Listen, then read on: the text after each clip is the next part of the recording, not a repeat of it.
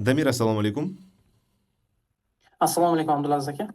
Avvalambor sizni muvaffaqiyatli ravishda O1A talant vizasini olganingiz bilan tabriklaymiz va shu bilan birga bugun bizni taklifimizga yo'q demasdan o'z tajribangizni o'rtoqlashishga rozi bo'lganingiz uchun o'z minnatdorchiligimizni bildiramiz.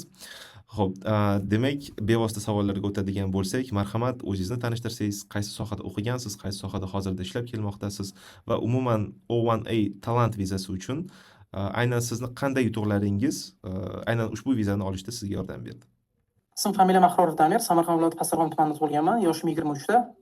Toshkent davlat yuridik universitetining bakalavr bosqich bitiruvchisiman hamda Amerika Qo'shma Shtatlari Penn State Law universitetining magistratura bosqich bitiruvchisiman. Shuning bilan birgalikda Rossiyaning oliy iqtisodiyot maktabi bitiruvchisiman. Bundan tashqari Polshaning Adamskiy universitetida 6 oylik akademik almashuv dasturida bitiruvchisi bo'lganman va O1A yo'nalishiga kirib kelishimning, ya'ni vizasiga topshirishga xohish Abdulaziz aka siz bilan bo'lgan konsultatsiyadan keyin xohish uyg'ongan. Kunlardan birida siz bilan konsultatsiya qilganimizda juda ham ko'p viza turlarini, green card yo'llarini ko'rib chiqdik. Ya'ni EB1, EB2 yoki EB3 shunga o'xshash O1A, O1A da boshqa turlarni ham ko'rib chiqdik va menga O1A yo'nalishi ko'proq ma'qul keladigan fikrga keldik.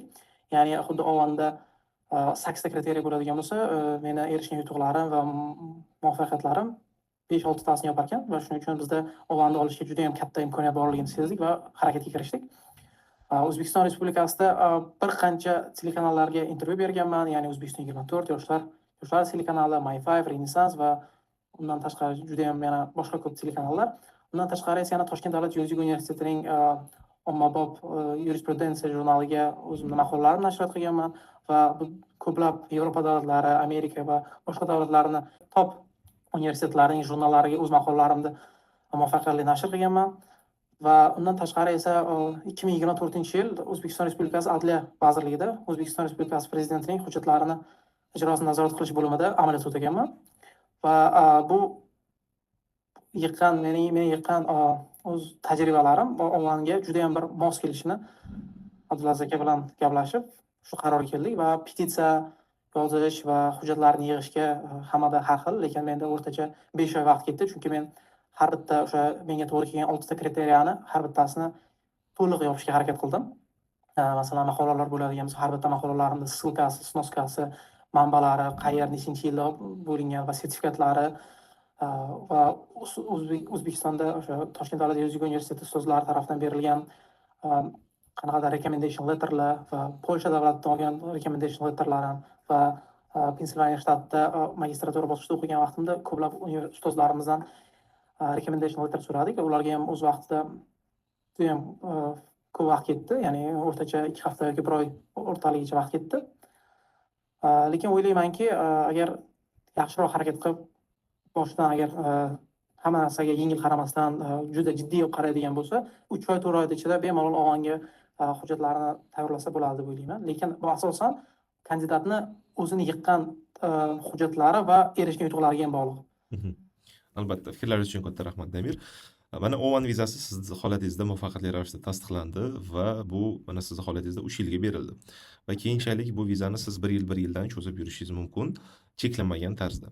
Xo'p, bu viza sizga asosan nima imkoniyatlar eshigini ochadi? Ya'ni siz bu vizani olib Amerikada qanaqa imkoniyatlarga ega bo'lishingiz mumkin? Shu haqida aytib bera olasizmi? Avvalambor O1A vizasi menga Amerikada qonuniy o'z sohamda ishlashga yordam beradi. Bu asosiy omillardan biri. Ya'ni hozir Nyu-York shtati Bruklin shahrida joylashgan Law of Fury Parkida yuridik assistent sifatida faoliyat olib boraman va O1 esa o'z vaqtida meni ish faoliyatimda qonuniy qolishni 3 yil garantiyalab berdi. Va undan tashqari esa agar qanaqadir bir chet elga safar, masalan O'zbekistonga yoki bir boshqa davlatlarga safar qilmoqchi bo'lsak, bemalol O'zbekistonga borib, shu O1A vizasi bilan viza olib 3 yil bemalol kirib chiqib yursa bo'ladi. Va bu asosiy eng katta omillardan biri ikkalasi, ya'ni qonuniy Amerikada ishlash va bemalol sayohat qilish. Shu ikkalasi menga juda ham ma'qul bo'ldi. Va bu O1A vizasi o'z vaqtida har bir kandidatga ham berilmaydi. Bu o'z sohasida yetarli va o'z sohasida cho'qqiga chiqqan, ya'ni kandidatlarga beriladi. Shuning uchun bu men uchun ham juda ham hayotimda erishgan eng katta yutuqlarimdan bittasi desam bo'ladi. Chunki men o'zimni bemalol hozir qolganlarga nisbatan qanaqadir qaysidir ma'noda extraordinary, ya'ni talantli inson kandidat sifatida his qilaman. Mhm. Tushunarli, katta rahmat. Damir, mana hozir o'zingiz aytdingiz, 23 yoshdasiz. Xo'p, 23 yoshda shuncha yutuqlarga erishish umuman qaysi darajada bir noyob xususiyat yoki imkoniyat deb o'ylaysiz? Ya'ni bu shunchalik faqat sizni holatingizda bor narsami yoki-da sizni tengdoshlaringiz, aytaylik, qanaqadir qadamlarni agar bosib o'tadigan bo'lishsa yoki o'ziga yarasha ularni ham yutuqlari bo'ladigan bo'lsa, ular O1 vizasini jiddiy tarzda ko'rib chiqishga arziydimi? Ya'ni ular bu narsaga qanchalik jiddiy tarzda e'tibor berishlari kerak bu imkoniyatga?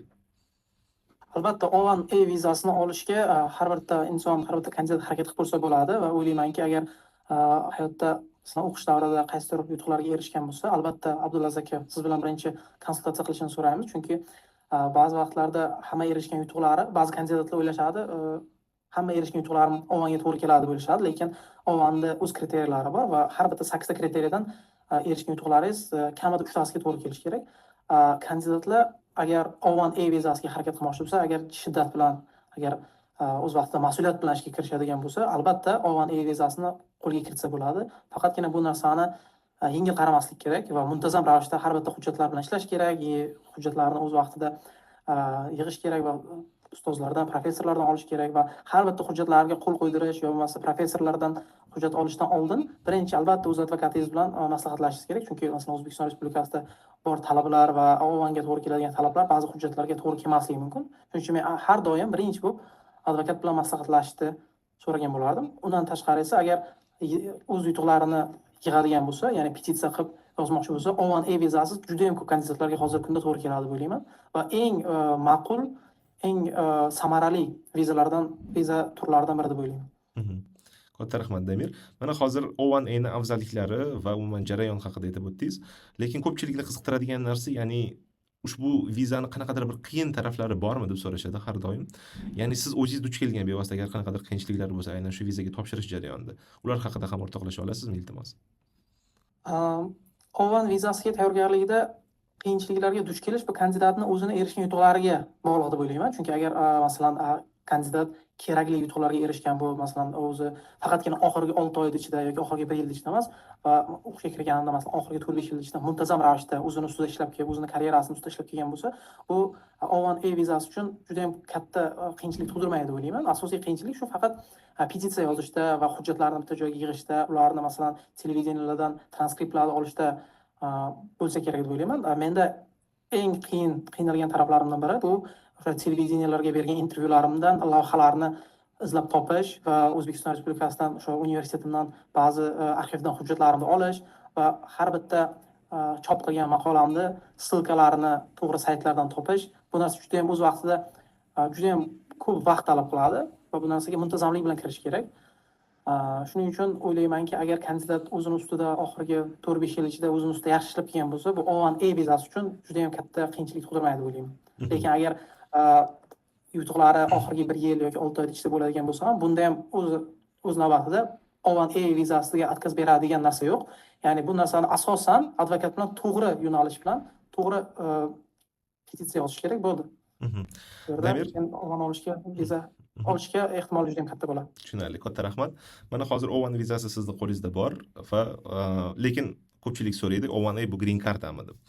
Lekin O1A green karta bo'lmagani bilan sizni ushbu AQSh hududida qonuniy ishlash va xalqaro safarlar qilish huquqi sizga berilmoqda va keyinchalik ham green kartaga o'ziga yarasha bu yana bir yangi imkoniyat sifatida ko'rilishi mumkin. Xususan aynan siz mana O1A vizasini oldingiz. Sizning kelajakdagi rejalaringiz O1A bilan tugaydimi yoki bir buniki bevosita keyinchalik EB2NIW balkim EB1 green kartalarini ko'rib chiqishni bevosita o'ylayapsizmi va umuman ushbu O1A'dagi yutuqlaringizni keyinchalik aynan o'sha green kartaga topshirayotganda qaysi darajada plus bo'ladi deb hisoblaysiz?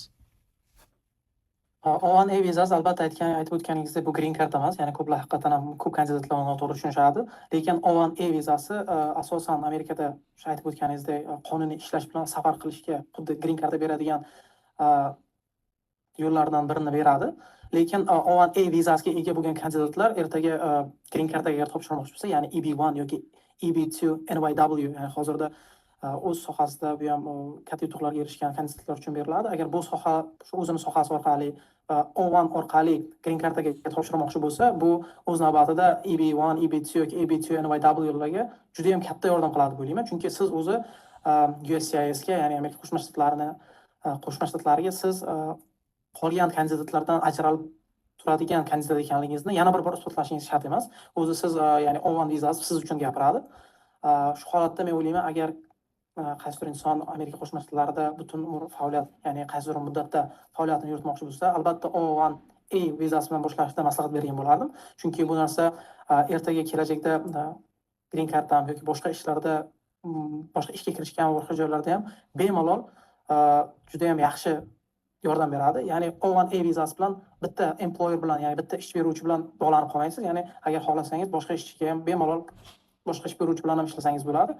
Va bu narsa juda ham foydali bo'ladi deb o'ylayman kelajakda. Green kartaga ham bu juda ham katta yo'l ochadi. Tushunarli Damir, bugun vaqtingizni ajratib, o'z tajribingiz bilan o'rtoqlashgan holda fikrlaringizni bildirib, bizni auditoriyamizni aynan shu O1A bo'yicha savollariga ancha katta javoblar berdingiz. Bu uchun sizga o'z minnatdorchiligimizni bildiramiz va shu bilan birga sizni kelajakdagi ishlaringizda muvaffaqiyatlar va omadlar tilab qolamiz. Rahmat. Rahmat kattakon Abdulaziz aka, va o'z navbatida sizga chuqur minnatdorchiligimni bildirmoqchi edim.